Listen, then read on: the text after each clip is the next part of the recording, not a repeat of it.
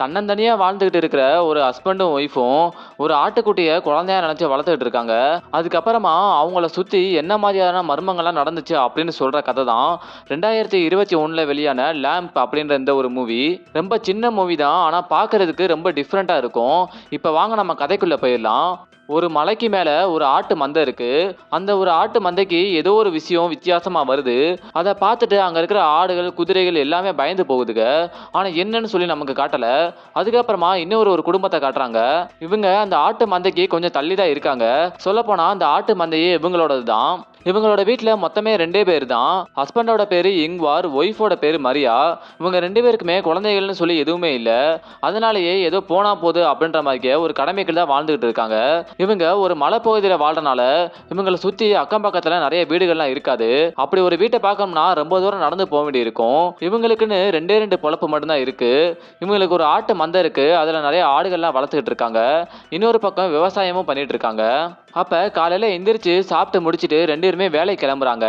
இவங்களோட வேலையே ஒருத்தர் விவசாயத்தை பார்த்துக்கணும், இன்னொருத்தர் ஆட்டு மந்தையை பார்த்துக்கணும். இதை மாறி மாறி பார்த்துட்டு தான் வாழ்ந்துட்டு வராங்க. அப்ப அவங்களோட ஹஸ்பண்ட் இங்குவார் மட்டும் ஆட்டு மந்தையை பார்க்கறக்காண்டி போறாரு. அங்க இருக்கிற ஆட்டு மந்தையை சுத்தம் பண்ணிட்டு ஆடுகள் எல்லாத்துக்குமே சாப்பாடை கொடுத்துட்டு வராரு. அதே நேரம் மரியா வந்து அவங்களோட டிராக்டரை எடுத்துட்டு அவங்களோட விவசாயத்தை பார்க்கறக்காண்டி போயிருக்காங்க. மொத்தமே இந்த இடத்துல ஒரு ஆட்டு மந்தை, அவங்களோட வீடு, அதுக்கப்புறமா இவங்களுக்குன்னு ஒரு சில வேஸ்ட் பொருள்லாம் வைக்கிறக்காண்டி ஒரு கரேஜ், இந்த 3 மட்டும் தான் இருக்கு. இப்ப இங்வார் மட்டும் வேலையை முடிச்சிட்டு மரியாக்கு முன்னாடியே வீட்டுக்கு வந்துடுறாரு. வீட்டுக்கு வந்தோடனே அவர் சாப்பாடு செய்யவும் ஆரம்பிக்கிறாரு. கொஞ்ச நேரம் அப்புறமா திரும்பவும் ஆட்டு மந்தைக்கு 2 பேருமே போகும்போது அங்க ஒரே ஒரு ஆடு மட்டும் 2 குட்டியை போடுது. அதை பார்த்துட்டு இவங்களும் கொஞ்சம் சந்தோஷப்படுறாங்க. அதுக்கப்புறமா 2 பேருமே சாப்பிட்டுட்டு இருக்கும் போது இந்த டைம் டிராவல் அப்படின்றதெல்லாம் உண்மையா, ஒரு சில தியரி மட்டும் பாசிபிள் ஆச்சுன்னா அதான் நடக்கும் அப்படின்னு சொல்லி இங்வார் பேசிட்டு இருக்காரு. எனக்கு மட்டும் டைம் டிராவல் இருந்தா நான் கண்டிப்பா பாஸ்ட்டுக்கு தான் திரும்ப போவேன் அப்படின்னு சொல்லி மரியா சொல்றாங்க. அவங்க சொல்லும் போதே ஏதோ ஒரு சோகம் அவங்களோட கண்ணில் தெரியுது. அப்ப இவங்களோட வாழ்க்கையில ஏற்கனவே ஏதோ ஒரு விஷயம் நடந்திருக்கு. அதை நினைச்சுதான் 2 பேருமே கவலைப்பட்டு இருக்காங்க. ஆனா என்னன்னு சொல்லி நமக்கு காட்டவே இல்லை. இப்படியே தினமும் சாப்பிட்டுட்டு அவங்களோட ஆட்டு மந்தையை பார்க்கறது, அவங்களோட விவசாயத்தை பார்க்கறதுன்னு சொல்லி இப்படி ஒரு சிம்பிளான லைஃபை தான் 2 பேருமே வாழ்ந்துட்டு இருக்காங்க. அப்ப கொஞ்ச நாளுக்கு அப்புறமா 2 பேருமே போன வருஷத்தோட கம்பேர் பண்ணும்போது நம்ம கிட்ட இப்ப நிறையவே ஆடுகள் இருக்கு, இது ஒரு நல்ல விஷயம் தான் அப்படின்னு சொல்லி பேசிட்டு இருக்காங்க. அப்ப அப்படி பேசிட்டு இருக்கும்போது அவங்க வளர்க்குற நாயி எதையோ பார்த்து கத்துது. அது என்னன்னு சொல்லி பார்க்கும்போது ஒரு ஆடும் கர்ப்பமா இருக்கு. அதுவும் ஒரு குட்டியை போட போகுது. அந்த குட்டியை எடுத்து பார்த்த உடனே 2 பேருக்குமே பயங்கரமா அதிர்ச்சியா இருக்கு. அந்த குட்டியை அதே இடத்துல வச்சிட்டு போகாம அவங்களோட வீட்டுக்கும் கொண்டு போயிடுறாங்க. அதுக்கு மனுஷ குட்டி கொடுக்குற மாதிரிவே பாலெல்லாம் கொடுத்து அதை நல்லாவே பார்த்துக்கிறாங்க. அதோட உடம்பு மட்டும் நமக்கு காட்டவே இல்லை, அதோட தலையை மட்டும் தான் காட்டுறாங்க. ஆனா இன்னொரு பக்கம் அந்த குட்டியை தூக்கிட்டு போனதுக்கு அப்புறமா அதோட அம்மா ஆடு மட்டும் என்னோட குட்டியை காணாமே அப்படின்னு சொல்லி கத்திக்கிட்டே இருக்கு. அதுக்கு அடுத்த நாள் மரியா அந்த ஆட்டு மந்தைக்கு போகும்போது அந்த ஒரு அம்மா ஆடு மட்டும் கத்திக்கிட்டே இருக்கு. அதை பார்க்கும்போது எப்படி இருக்குன்னா, என்னோட குட்டியை நீங்க எங்க கூட்டிட்டு போனீங்க அப்படின்னு சொல்லி கேட்குற மாதிரியே இருக்கு. அதனாலேயே மரியா கொஞ்சம் டிஸ்டர்ப் ஆகி அந்த இடத்துல இருந்து கிளம்பிடுறாங்க. இவ்வளவு நாள் கவலையா இருந்த 2 பேருக்குமே கொஞ்சோண்டு மனசுல சந்தோஷம் இருக்கு. எதனாலனா அந்த ஒரு ஆட்டுக்குட்டியை இவங்க வளர்க்க ஆரம்பிச்சிட்டாங்க. அதுக்கு அடுத்த நாள் வேலைக்கு போறதுக்கு முன்னாடி மரியா அவங்களோட குட்டியை ஒரு செகண்ட் பார்த்துட்டு சந்தோஷப்பட்டு போறாங்க. அந்த குட்டியை பெத்த குழந்தை மாதிரியே மரியா ரொம்ப பாசமா பாத்துக்கிறாங்க. இது எல்லாத்தையுமே பார்த்துட்டு இங்குவாரும் சந்தோஷப்பட்டுட்டு டிராக்டர்ல போயிட்டு இருக்கும் போதே எதையோ நினைச்சு அழுகுறாரு. எதனாலன்னு தெரியல. ஆடுகள் எல்லாத்தையுமே வெளியே மேய விடும்போது எதையோ பார்த்து எல்லா ஆடுகளுமே பயப்படுது. ஆனா இன்னொரு பக்கம் மரியாவும் இங்குவாரும் இது எதையுமே நினைச்சு கவலைப்படாம அந்த குட்டியை நினைச்சுக்கிட்டே சந்தோஷமா தூங்கிட்டு இருக்காங்க. அவங்க வச்சிருக்கிற டிராக்டர்ல ஏதோ ஒரு சம்திங் ப்ராப்ளமா இருக்கு. அவங்க ஓட்டும் போது ரொம்பவே சவுண்டு வருது. அது என்ன ப்ராப்ளமா இருக்கும் அப்படின்னு சொல்லி இங்குவார் பார்த்துட்டு இருக்கும் போது அவங்களோட நாய் எதையோ பார்த்து மறுபடியும் கத்திக்கிட்டே இருக்கு. என்னாச்சு அப்படின்னு சொல்லி இங்குவார் வந்து பார்க்கும்போது அங்க எல்லா ஆடுகளுமே கட்டி போட்டிருப்பாங்க. அதுகளுக்குன்னு ஒரு கயிறு இருக்கும். அதுல ஒரே ஒரு கயிறு மட்டும் அந்து போய் கிடக்கு. அப்ப ஏதோ ஒரு ஆடு மட்டும் வெளியே தப்பிச்சு போயிடுச்சுன்னு சொல்லி புரிஞ்சுக்கிறாரு. அது எங்க இருக்கு அப்படின்னு சொல்லி தேடி பார்த்துட்டு இருக்கும் போது அது எங்கேயும் போல இவங்களோட வீட்டுக்கு தான் நேரடியா தேடி வந்திருக்கு. அந்த ஒரு ஆடு வேற எந்த ஆடும் கிடையாது. இவங்க எந்த குட்டியை தூக்கிட்டு வந்தாங்களோ அந்த ஆடோட அம்மா ஆடு தான். அது தன்னோட குட்டியை நினைச்சு தான் கத்திக்கிட்டே இருக்கு. இந்த இடத்துல தான் தன்னோட குட்டியை வச்சிருக்காங்க அப்படின்ற ஒரு விஷயம் அந்த அம்மா ஆடுக்கு நல்லாவே தெரிஞ்சிருக்கு. இதை பார்த்துட்டு அவங்களுக்கு என்ன பண்றேனே தெரியல. என்ன இருந்தாலும் கொஞ்சம் ஆக்ரோஷமா இருக்கிற ஆடுனால அவங்களும் கொஞ்சம் பக்கத்துல போக பயப்படுறாங்க, முட்டிருமோன்னு. அதுவும் போற மாதிரி தெரியல. அதனாலயே இவங்க வீட்டுக்குள்ள வந்து எப்பயும் போல படுத்து தூங்க ஆரம்பிக்கிறாங்க. ஆனா இவங்களுக்கு தூக்கமே வரமாட்டேங்குது. இதனாலனா அந்த ஆடு வெளியே இருந்து விடாம கத்திக்கிட்டே தான் இருக்கு. இதனாலேயே உங்களுக்கு தூக்கம் வர மாட்டேங்குது. அடுத்த நாள் மரியா மட்டும் தான் வேலைக்கு போறாங்க. நீங்க குட்டியை பார்த்துக்கிட்டு வீட்லயே இருந்துக்கோங்க, நான் மட்டும் வேலையை பார்த்துக்கிறேன் அப்படின்னு சொல்லி மரியா கிளம்புறாங்க. ஆனா கொஞ்ச நேரம் கூட இங்வார் இல்ல. குட்டி தூங்குனதுக்கு அப்புறமா அதை தொட்டில போட்டுட்டு இவரும் வெளியே கிளம்பிடுறாரு. இவரும் வெளியே போய் கரேஜில் ஏதோ ஒரு வேலையை பார்த்துட்டு இருக்காரு. கொஞ்ச நேரங்க அப்புறமா மரியா வேலை எல்லாத்தையுமே முடிச்சுட்டு திரும்ப வரும்போது அதே நேரத்துல தான் இங்வார் வீட்டுக்குள்ள வராரு.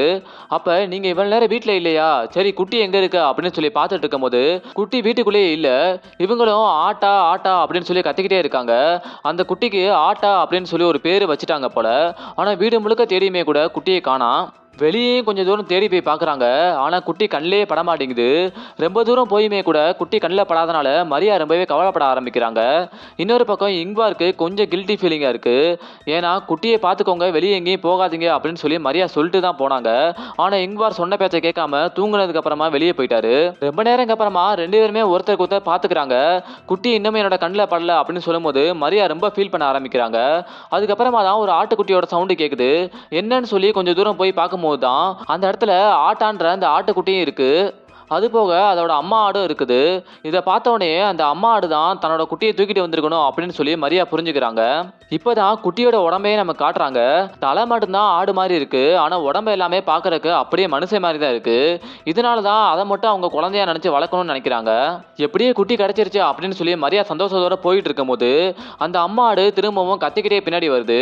இதனால ரொம்ப கோவமான மரியா இங்க இருந்து போய் தொலையேன் என்னோட குட்டியை விட்டு அப்படின்னு சொல்லி கோவமா கத்திடுறாங்க. அந்த அம்மா ஆடும் அட பாவிலா என்னோட அவசரத்தை நீங்க பேசுறீங்களடா அப்படின்னு சொல்ற மாதிரியே பாக்குது. என்னை மன்னிச்சிரு, இனிமேல் நான் இந்த மாதிரி தப்பு பண்ண மாட்டேன், இனிமேல் நான் பத்திரமா குட்டியை பார்த்துக்குவேன் அப்படின்னு சொல்லி இங்வார் ரொம்ப ஃபீல் பண்றாரு. பரவாயில்ல விடுங்க, நடந்தது நடந்துருச்சு, இனிமேல் அது நம்மளோட குழந்தைய நம்ம நல்லா பார்த்துக்கலாம் அப்படின்னு சொல்லி ரெண்டு பேருமே நினைக்கிறாங்க. இப்படியே கொஞ்ச நாள் போகுது. அந்த ஒரு ஆட்டுக்குட்டியும் கொஞ்சம் வளர்ந்துருச்சு. அப்படியே பார்க்கறதுக்கு மனுஷமாக்கே வளர்ந்துகிட்டு இருக்கு. ஆனா அதால பேச மட்டும்தான் முடியல. ஆனா அவங்க பேசுற எல்லாமே அது நல்லாவே புரிஞ்சுக்கிறது. ஆடுகள் எல்லாத்தையுமே வெளியே மேய விட்டுட்டு சரி வீட்டுக்கு போலாம் அப்படின்னு சொல்லி எல்லா ஆடையுமே கூட்டிட்டு போயிட்டு இருக்காங்க. அதே நேரம் இன்னொரு பக்கம் இன்னொரு ஒரு பொண்ணையும் காட்டுறாங்க. அந்த ஒரு பொண்ணு கார்ல வந்துகிட்டு இருக்கு. அவங்க கூடவே இன்னும் 3 பேர் வந்துட்டு இருக்காங்க. அவங்க டிக்கில இருந்து யாரையோ ஒருத்தரை வெளியே தள்ளி விட்டுட்டு திரும்பவும் கார் எடுத்துட்டு கிளம்பிடுறாங்க. அந்த ஒரு பேசனும் அதே பக்கமா நடந்து வர ஆரம்பிக்கிறான். மரியாவும் இங்வாரும் வீட்டுல தூங்கிட்டு இருக்கும் போது மரியாவுக்கு மட்டும் ஏதோ ஒரு ஆடுகளை பத்தின ஒரு சில கனவுகள்லாம் வருது. ஆனா என்னன்னு சொல்லி அவங்களுக்கு புரியல. அவங்களும் தூக்கத்துல இருந்து எந்திரிச்சிட்டு நம்மளோட குட்டி இங்க தானே இருக்கு அப்படின்னு சொல்லி ஒரு தடவை பாத்துக்கிறாங்க. அப்படி பார்க்கும்போது வீட்டுக்கு வெளியே இருந்து ஏதோ சத்தம் கேக்குது. அது என்னன்னா அந்த அம்மா ஆடு இன்னமும் வெளியே நின்று கத்திக்கிட்டே தான் இருக்கு. இது ரொம்பவே மரியாவை டிஸ்டர்ப் பண்ணுது. இந்த அம்மா ஆடு இருக்கிற வரைக்கும் நம்மளால நிம்மதியாவே இருக்க முடியாது அப்படின்னு சொல்லி அவங்க புரிஞ்சுக்கிறாங்க. அதனாலேயே வீட்டுல இருந்து வெளியே தனியா வந்து அவங்க கரேஜில் ஒரே ஒரு துப்பாக்கி மட்டும் வச்சிருக்காங்க. அந்த துப்பாக்கியை எடுத்துட்டு அந்த அம்மா ஆடை நெத்திலேயே சுட்டு கொன்னுடுறாங்க. அதை கொன்னுட்டு அதை இழுத்துட்டு போய் ஒரு குழியில போட்டு புதைச்சிடுறாங்க. இது எல்லாத்தையுமே அந்த பக்கமா ஒரு ஸ்டேஞ்சர் நடந்து வந்துட்டு இருப்பானே, அவன் ஒளிஞ்சு நின்று பார்த்துக்கிட்டே தான் இருப்பான். மரியா அந்த ஆடை புதைச்சதுக்கு அப்புறமா வீட்டுக்கு வந்து ரத்த கரை எல்லாத்தையுமே தொடச்சிட்டு இங்வார் கிட்ட கூட இந்த ஒரு விஷயத்தை பத்தி பேசியிருக்கவே மாட்டாங்க. அதே சமயம் அவங்களோட கராஜில் அந்த ஸ்டேஞ்சரும் வந்து படுத்து தூங்கிட்டு இருப்பான். இங்வாரும் அவரோட டிராக்டரை எடுத்துட்டு அந்த கரேஜுக்கு வரும்போது அந்த ஸ்டேஞ்சரை பார்த்து நீ திரும்ப வந்துட்டியா, எப்ப வந்த அப்படின்னு சொல்லி சகஜமா பேசுறாரு. அப்பதான் புரியுது இவங்களுக்கும் இந்த ஸ்டேஞ்சருக்கும் ஏற்கனவே பழக்கம் இருக்குன்னு. இந்த ஸ்டேஞ்சரோட பேர் தான் பீட்டர். இவங்களுக்கு எப்படி பழக்கம்னா இவர் வேற யாரும் கிடையாது, இங்வாரோட கூட பிறந்த அண்ணன் தான். அவர் வீட்டுக்கு வந்து என்னோட அண்ணன் வந்திருக்கான் அப்படின்னு சொல்லி மரியா கிட்ட காட்டுறாரு. ஆனா மரியா இந்த மாதிரி ஒரு ஆடை கொலை பண்ணதை பத்தி பீட்டர் எதுவுமே வாயவே திறந்திருக்க மாட்டாரு. நீங்க எப்போ வந்தீங்க, வாங்க சாப்பிடுங்க அப்படின்னு சொல்லி மரியாவும் எப்பயும் போல சகஜமா பேசிட்டு இருப்பாங்க. அப்படி சாப்பிட்டுட்டு இருக்கும் போது ஆட்டாவே அந்த இடத்துக்கு வர வைக்கிறாங்க. ஆட்டாவை பார்த்தோன்னே பீட்டருக்கு ரொம்ப ஷாக்கிங்கா இருக்கு. எப்படி ஆடும் மனுஷனும் கலந்த மாதிரி ஒரு பிறவி இருக்கு, இது எதுக்காண்டி இவங்க வளர்த்துட்டு இருக்காங்க அப்படின்னு சொல்லி அவர் யோசிக்கிறாரு. கொஞ்ச நேரம் அப்புறமா ஆட்டாவும் மரியாவும் குளிச்சிட்டு இருக்காங்க. இது எல்லாத்தையுமே பீட்டர் வெளியே நின்று பார்த்துக்கிட்டே தான் இருக்காரு. அவருக்கு ரொம்ப ஆச்சரியமா இருக்கு இது எப்படி சாத்தியம்னு. அப்ப இங்வார் அந்த இடத்துக்கு வராரு. நீங்க என்ன பண்ணிட்டு இருக்கீங்க, இது எதுக்காண்டி நீங்க உங்க வீட்டுல வச்சு வளர்த்துட்டு இருக்கீங்க அப்படின்னு சொல்லி பீட்டர் கேட்கிறாரு. நீ எங்களோட கெஸ்ட், நீ எவ்வளவு நாள் வேணாலும் எங்களோட வீட்டுல தங்கலாம், ஆனா தயவு செஞ்சு இந்த ஒரு விஷயத்தை பத்தி மட்டும் என்கிட்ட பேசாத, இப்பதான் நாங்க கொஞ்சமா சந்தோஷமா இருக்கோம் அப்படின்னு சொல்லி இங்வார் சொல்றாரு. அதனால பீட்டர் எதுவுமே பேசல.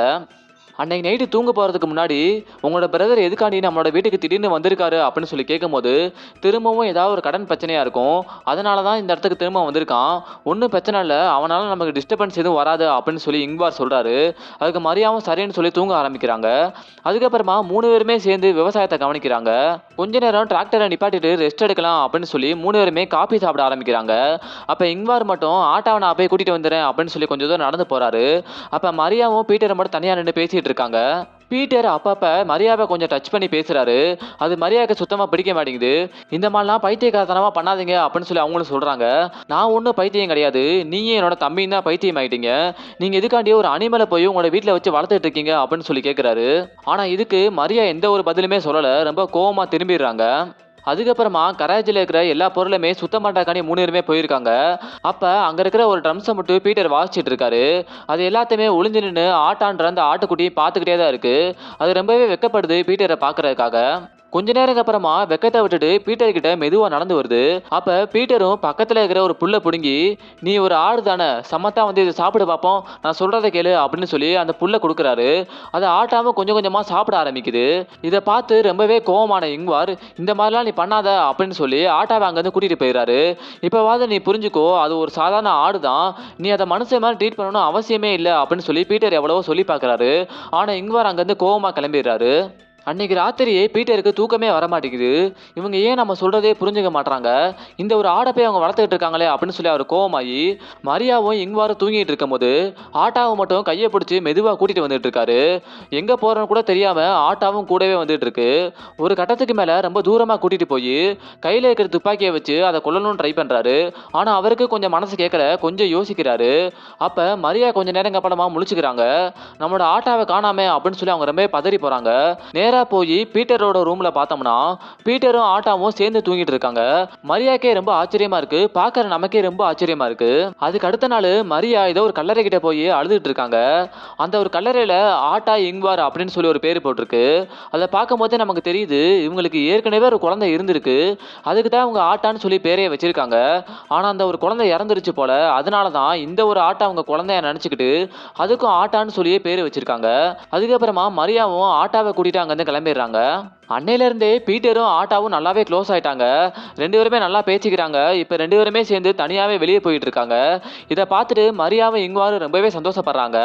அவங்க எங்க போறாங்கன்னா மீன் பிடிக்கிறக்காண்டி தான் படகு எடுத்துட்டு போயிட்டு இருக்காங்க. அங்க போனதுக்கு அப்புறமா உனக்கு மீன் பிடிக்கிறதெல்லாம் பிடிக்குமா, எனக்கு ரொம்பவே பிடிக்கும் அப்படின்னு சொல்லி பீட்டரும் நல்லா ஜாலியா தான் பேசிட்டு இருக்காரு. ஆனா ஆட்டாவால பேச முடியாது. பீட்டர் பேசுற எல்லாத்தையுமே அது கேட்டுக்கிட்டே தான் இருக்கு. எப்படியோ மீனையும் பிடிச்சிட்டு 2 பேருமே டிராக்டர்ல வந்துட்டு இருக்கும் போது அந்த டிராக்டர் பாதியிலே நின்றுது. இதுக்கப்புறமா நடந்து தான் போகணும் அப்படின்னு சொல்லி பீட்டரும் ஆட்டாவும் அங்கேருந்து நடந்து போக ஆரம்பிக்கிறாங்க. திரும்பி வரும்போது ஒரு சில மீன்கள்லாம் பிடிச்சிட்டு வந்திருக்காங்க. மரியாதை எல்லாத்தையுமே சமைக்கலாம் அப்படின்னு சொல்லி போகும்போது உன்னோட டிராக்டர் மொத்தமாகவே போயிடுச்சு போல, நான் வரும்போதே அது நின்றுச்சு, அதை நம்ம சரி பண்ணியே ஆகணும் அப்படின்னு சொல்லி பீட்டர் சொல்றாரு. அதை நம்ம அப்புறமா பார்த்துக்கலாம், இப்போவா நம்ம போய் ஸ்போர்ட்ஸை பார்க்கலாம் அப்படின்னு சொல்லி 3 பேருமே டிவியை போட்டுட்டு ஏதோ ஒரு ஸ்போர்ட்ஸை பார்த்துட்டு இருக்காங்க. அந்த கேமை பார்த்துட்டு 3 பேருமே ரொம்ப அப்செட் ஆகுறாங்க. ஏன்னா அவங்க நினைச்ச டீம் ஜெயிக்கல போல. இன்னொரு பக்கம் ஆட்டாவுக்கு இது எதுவுமே புரியவே மாட்டேங்குது. அதனாலேயே அதை எந்திரிச்சு வெளியே போயிருது. ஏன் தான் இந்த ஒரு கேமை பார்த்தோமோ 3 பேருமே சோக மாட்டோமே அப்படின்னு சொல்லி பேசிட்டு இருக்கும் போது மரியா மட்டும் போய் உங்களை எல்லாருமே சிரிக்க வைக்கிறதுக்கு என்கிட்ட ஒரு ஐடியா இருக்கு, நான் வேணா இந்த ஒரு சீடியை போறேனே அப்படின்னு சொல்லி ஏதோ ஒரு சீடியை போடுறாங்க. அந்த சீடியில யாரோ ஒரு பர்சன் வந்து டான்ஸ் ஆடிட்டு இருக்காங்க. அந்த டான்ஸ் ஆடுற பர்சன் வேற யாரும் கிடையாது, பீட்டர் தான். அவர் சின்ன வயசுல இருக்கும் போது இந்த மாதிரியான சாங்ஸ் எல்லாம் நடிச்சிருக்காரு போல. அதை பார்த்துட்டு 3 பேருக்குமே செம்ம சிரிப்பா இருக்கு அவர் ஆடுறத பார்த்து. மரியாவும் ஆட்டாவை பிடிச்சிட்டு நீ டான்ஸ் ஆடு அப்படின்னு சொல்லி குதிக்க சொல்றாங்க. அதுவும் முடிஞ்ச வரைக்கும் டான்ஸ் ஆடுறேன்ற பேர்ல குதிச்சுக்கிட்டே தான் இருக்கு. 3 பேருமே நல்லா டான்ஸ் ஆடிட்டு கொஞ்ச நேரம் அப்புறமா பேஸ்பால் ஆட ஆரம்பிக்கிறாங்க. அப்ப இங்வார் மட்டும் ரொம்ப நேரம் தண்ணி அடிச்சனால அவருக்கு ஒரு மாதிரி மயக்க வர ஆரம்பிக்குது. நான் போய் தூங்குறேன் அப்படின்னு சொல்லி அவர் போய் தூங்க ஆரம்பிக்கிறாரு. ஆட்டாவும் அவரோட மடியிலேயே படுத்து தூங்க ஆரம்பிக்குது. அப்ப பீட்டரும் மரியாவும் மட்டும் தனியா நின்று பேசிட்டு இருக்காங்க. அப்ப பீட்டர் மரியா கிட்ட கொஞ்சம் நெருக்கமா இருக்க முயற்சி பண்றாரு. ஆனா மரியாக்கு இது சுத்தமாவே பிடிக்கல. நீ ஆட்டாவோட அம்மாவை கொலை பண்ணியே, அந்த ஒரு விஷயம் இங்வாருக்கும் ஆட்டாவுக்கும் தெரியுமா அப்படின்னு சொல்லி பீட்டர் கேட்கிறாரு. இதை கேட்ட உடனே மரியாக்கே ரொம்ப ஷாக்கிங்கா இருக்கு.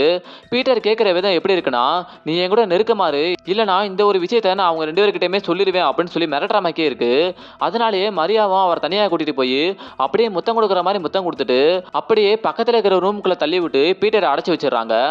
பீட்டரும் என்னை வெளியே விடு வெளியே விடு அப்படின்னு சொல்லி கத்திக்கிட்டே இருக்காரு. ஆனா மரியா வெளியே வர்ற மாதிரியே தெரியல. இங்வாரு இன்னொரு பக்கம் நல்லா தூங்கிட்டு இருக்காரு. கொஞ்ச நேரம் அப்புறமா கையில இருக்கிற பணம் சாவி எல்லாத்தையுமே எடுத்துட்டு பீட்டரை எந்த ரூம்ல அடைச்சு வச்சாங்களோ அந்த ரூமுக்கே போய் நம்ம கிளம்பலாம் பீட்டர் அப்படின்னு சொல்லி எங்கேயோ கூட்டிட்டு போறாங்க.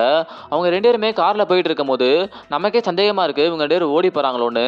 ஆனா அவங்க ஒன்றும் ஓடி போகல. மரியா கார்ல வரும்போதே இனிமேல் நீ இந்த இடத்துல இருக்க வேணாம், இது நமக்கு சரிப்பட்டு வராது அப்படின்னு சொல்லிட்டு தான் கூட்டிட்டு வந்திருக்காங்க. அதுக்கு பீட்டரும் சரின்னு சொல்லி ஒத்துக்கிறாரு. கொஞ்சம் தூரம் போனதுக்கு அப்புறமா அந்த பக்கமா ஒரு பஸ் வருது. அந்த பஸ்ல ஏத்தி விட்டுட்டு மரியாவை அவங்கள வழி அனுப்பி விடுறாங்க. கொஞ்ச நேரம் அப்புறமா இங்வாரும் தூக்கத்திலிருந்து எந்திரிச்சு பாக்குறாரு. ஆனா அந்த இடத்துல மரியாவும் இல்ல, பீட்டரும் இல்ல. சரி வெளியே எங்கேயாவது போயிருப்பாங்க அப்படின்னு சொல்லி ஆட்டாவை கூட்டிட்டு அவரு வெளியே நடந்து போறாரு. அப்படி போகும்போது அவரோட நாயை விசிலடிச்சு கூப்பிட்டுட்டே இருக்காரு. ஆனா நாய் எங்க போச்சுன்னே தெரியல. அப்பதான் நாயை காட்டுறாங்க. ஒரு தூரமா ஏதோ ஒரு இடத்துல செத்து கிடக்கு. யார் இந்த மாதிரி பண்ணாங்கன்னு தெரியல. ஆனா இன்னொரு பக்கம் இங்வார யாரோ ஒருத்தர் துப்பாக்கியா சுட்டுட்டாங்க. பக்கத்துல இருக்கிற ஆட்டாவால எதுவுமே பண்ண முடியல. அதே இடத்துலயே ஆடு மாய்க்கே ஒரு மனுஷன் இருக்கான். உடம்பு மட்டும் மனுஷன் மாய்க்க இருக்கு, ஆடு மட்டும் தலையா இருக்கு.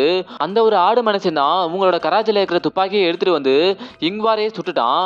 இதை பார்த்துட்டு ஆட்டா ரொம்பவே கஷ்டப்படுது. ஆனா ஒன்றும் பண்ண முடியல. அந்த ஆடு மனுஷன் ஆட்டாவை கூட்டிட்டு எங்கேயோ நடந்து போறான். இங்வாருக்கு கொஞ்சம் மட்டும் உயிர் இருக்கு. இந்த துப்பாக்கி சத்தம் எங்க இருந்து கிடைச்சு அப்படின்னு சொல்லி மரியாவும் பயந்து போய் ஓடி வந்து பாக்குறாங்க. அங்கவே பார்த்தனா இங்வார் கொஞ்சம் உசுரோட கிடக்காரு. அங்க போய் யார் இப்படி பண்ணது அப்படின்னு சொல்லி அவங்களும் எவ்வளவோ கேட்டு பாக்குறாங்க. ஆனா இங்வார சுட்டதே கழுத்துல தான். அதனால அவரால் பேசவே முடியல. அதே இடத்துல அவர் இறந்தும் போறாரு. சுத்தி பத்தி பார்த்தோம்னா யாரையுமே காணோம். மரியாக்கு என்ன பண்ணனே தெரியல. அதே இடத்துல கதறி அழுக ஆரம்பிக்கிறாங்க. ஏன்னா அவங்களுக்குன்னு இருந்ததே ஹஸ்பண்ட் மட்டும்தான். அவங்களும் இப்ப இறந்து போயிட்டாங்க. ஆட்டாவும் எங்க போச்சுன்னு தெரியல. அவங்க அழுதுட்டு இருக்கும் போதே இதே இடத்துல இந்த படத்தையும் முடிக்கிறாங்க. என்னது படம் அதுக்குள்ளேயே முடிஞ்சிருச்சா? படத்துல அப்படி என்னதான்டா சொல்ல வரீங்க? ஒரு குட்டியை கூட்டிட்டு வந்து வளர்த்துக்கிட்டு இருந்தாங்க. சம்பந்தமே இல்லாம ஒரு ஆடு மனுஷன் வந்து அவங்கள கொன்னுட்டு அந்த இடத்துல அந்த கூட்டிட்டு போயிட்டான். இந்த படத்துல என்னதான்டா சொல்ல வரீங்க அப்படின்னு சொல்லி நீங்களே யோசிக்கலாம். நானே படத்தை பார்க்கும்போது அப்படிதான் யோசிச்சேன். அதுக்கப்புறமா தான் ரிசர்ச் பண்ணி பார்த்தேன். மலைப்பகுதியில இந்த மாதிரி ஆடுகளை வச்சு வளர்க்குறவங்களாம் இந்த மாதிரி ஒரு ஆடு மனுஷன் இருக்கான் அப்படின்னு சொல்லி ஒரு சிலர் நம்பிக்கிட்டு இருக்காங்க. ஒரு சில பர்சன்ஸ் இந்த மாதிரி ஆடு மனுஷனை பார்த்துருக்கதாகவும் சொல்லியிருக்காங்க. அதனால தான் இந்த ஒரு விஷயத்தை இன்ஸ்பயர் ஆகி இந்த ஒரு கதையவே எடுத்திருக்காங்க. இந்த கதை மூலமா அவங்க என்ன சொல்ல வராங்கன்னா, இயற்கை கிட்ட இருந்து எந்த ஒரு விஷயத்தையுமே நம்ம எடுக்கவே கூடாது. அப்படி எடுத்துட்டோம்னா இயற்கை நம்ம கிட்ட இருந்து அதை திரும்ப எடுத்துரும் அப்படின்னு தான் சொல்ல வராங்க. ஏன்னா என்ன இருந்தாலுமே கூட ஆட்டாவும் ஒரு ஆடு தான். அந்த ஆட்டை பேத்த அம்மா ஆடுக்கே அதை பார்க்கறதுக்கு உரிமை இல்லை அப்படின்னு சொல்லி மரியா ரொம்பவே கோவப்பட்டாங்க. எதுவுமே தெரியாத அந்த இன்னசென்ட்டான ஆடையும் மரியா கொலை பண்ணாங்க. தனக்கு குழந்தை இல்லையே அப்படின்ற ஒரே காரணத்துக்காக ஒரு ஆட்டுக்கு பிறந்த ஒரு குழந்தைய தன்னோட குழந்தைய அவங்க நினைச்சதே தப்பு தான். அதனாலதான் அந்த ஆட்டுக்கு உண்மையான சொந்தக்காரனான அந்த ஆட்டு மனுஷனே வந்து திரும்பவும் ஆட்டாவை கூட்டிட்டு போயிட்டாரு. இதுல இருந்து என்ன தெரியுதுன்னா, இங்வார் இறந்ததுக்கு வேற யாருமே காரணம் இல்ல, முழுக்க முழுக்க மரியாதை காரணம். இந்த மாதிரி ஆடு மனுஷன் உண்மையாவே இருக்கிறதாவும், இந்த மாதிரி சம்பவங்கள்லாம் சில இடங்கள்ல நடக்கிறதாவும், இந்த மாதிரி மலைப்பகுதியில் வாழ்றவங்க ஆடை வளர்க்குறவங்களாம் ஒரு சிலர் சொல்லியிருக்காங்க. இதனால தான் இந்த ஒரு விஷயத்த படமா எடுக்கலாமே அப்படின்னு சொல்லி இந்த ஒரு டிஃப்ரெண்டான ஒரு மூவியை டைரக்டர் எடுத்திருக்காரு. இல்ல இந்த படத்து மூலமா வேற ஏதாவது ஒரு மெசேஜை சொல்ல வராங்களா அப்படின்னு சொல்லி நீங்க நினைச்சீங்கன்னா அந்த ஒரு விஷயத்த மறக்காம கமெண்ட்ல சொல்லுங்க. இந்த படம் அந்த அளவுக்கு இன்ட்ரெஸ்டிங்கா இல்லைனாலும் கொஞ்சம் டிஃப்ரெண்டா இருந்துச்சு. ஆனா நெக்ஸ்ட் டைம் இதோட இன்ட்ரெஸ்டிங்கான ஒரு மூவியோட அடுத்த வீடியோல மீட் பண்றேன். இந்த வீடியோ உங்களுக்கு பிடிச்சிருந்தா லைக் பண்ணுங்க, ஷேர் பண்ணுங்க, கமெண்ட் பண்ணுங்க. மறக்காம சப்ஸ்கிரைப் பண்ணிட்டு போயிருங்க. பாய்.